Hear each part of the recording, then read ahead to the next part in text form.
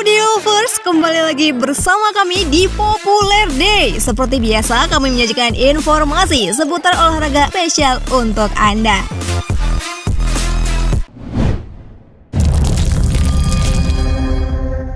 Yeah, but I never discredited what you've done. I just said I want to see the guy earn his stripes in the UFC. What I don't understand, fellas, is that you guys both have been on. You guys have both hosted this show. You guys have both done tremendous numbers with it, but you can't seem to get on the same page. So I ask you, why? You got a question for one of us in particular, or are we just gonna both start talking over each other? I'll start. I don't know. That's what everybody wants to say. That's what everybody wants to see. Obviously, I would love to hear Dustin's aspect on it, Dustin's side point of view. But when it comes down to who Dustin Poirier is, he's a consummate professional. He's fought for the UFC title multiple times and interim titles multiple times. He's been in the UFC for forever. So he's been the mainstay, and I've been the guy who's been quietly watching him from outside the organization for a long time. And I think he and I have knew we were going to end up in this path eventually, and now here we are on your show. So November 12th, we get to do it. Dustin. Yo. Hey, look. What is it about Michael Chandler? What is it about Michael Chandler? Listen, DC, and listen, Mike. I have always, if you ask anyone who knows me or anyone who's heard me speak about Mike, I've always, I've been watching the guy fight for a long time. He's fought a lot of great guys. I've always had praise for him. He's done some great things. But it's exactly the whole thing with me. And it's not like I'm going into this fight with a personal vendetta for the guy. But this is just it. The way he answered that question is not who he was a few interviews ago with Ariel Helwani, or it's not who he was when the mic's in front of him in the octagon. He was a different guy whenever we sat next to each other in Abu Dhabi and spoke. It's just that's what it is. That's true. So you think he's fake a little bit, Dustin? You think that Michael Chandler has two faces? I don't know. You said that. I didn't say that. I don't know the guy personally. He might be a great guy. But what I do know is that when he's telling Ariel Helwani, when I think of lightweight fighters, I don't even think of Dustin Poirier.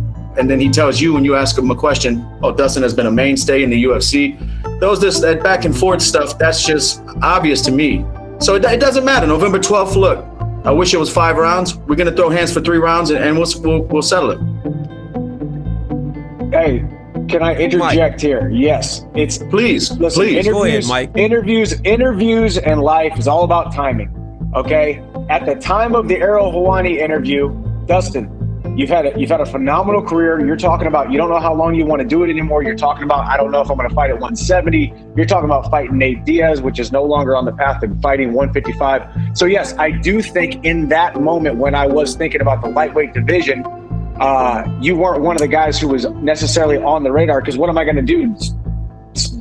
Add insult to injury to a guy who's talking about maybe never fighting again?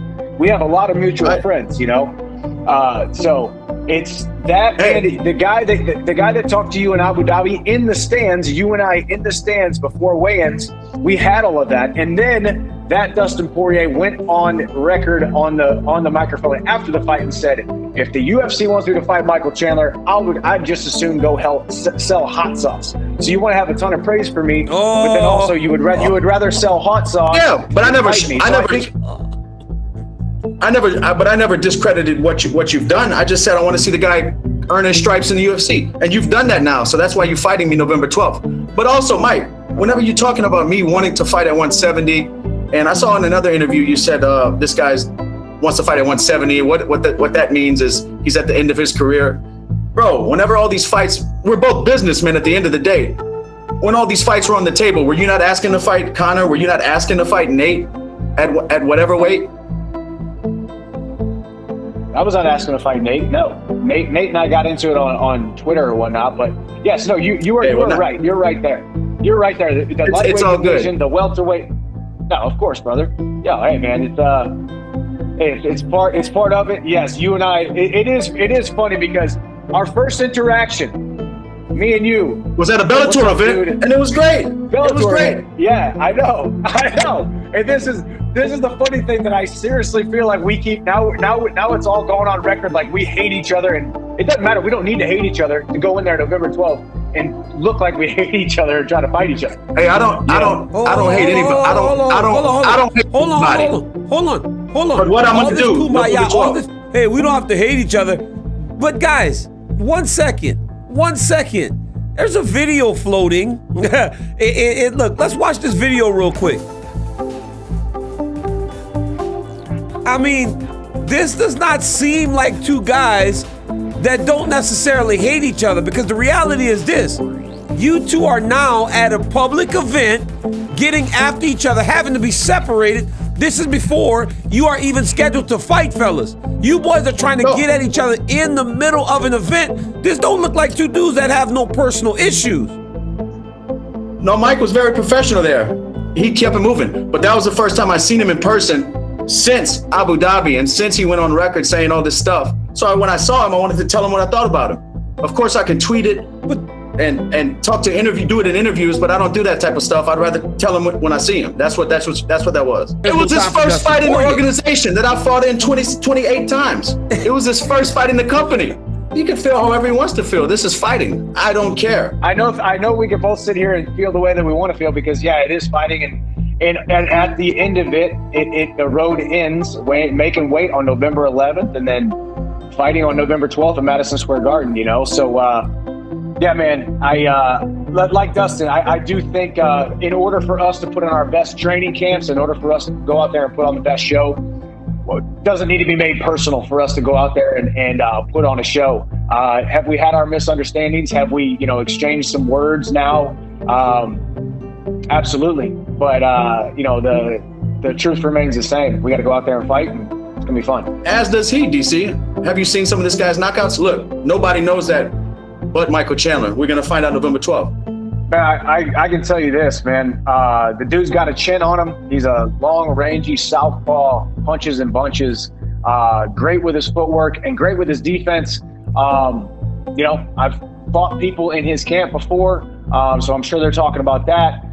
With Dustin, like as he said, 28 fights in the UFC. I've got a lot of Dustin Poirier, fans / hey, I've watched this guy forever. So we're two guys who have been in this game for a very long time. Last fight was last fight, and this fight is going to be something brand new. I think Dustin can stand with me. I do think he's got a granite chin. I do think he throws punches and bunches. I do think that you get caught with a Dustin Poirier 4-ounce glove, you're probably going out. So I'm going to be on my P's and Q's. I like to mix it up. I like to keep we'll have a good game plan. We've already formulated it. And, may the best man win. This is a fight that, I'd be lying if I said it didn't scare me, but that's what excites me. Every time we step in the octagon, it's a scary opportunity, and that's what wakes me up early in the morning. Nah guys, bagaimana dengan pendapat kalian semua? Tinggalkan komentar kalian di bawah, like video ini, dan see you next time.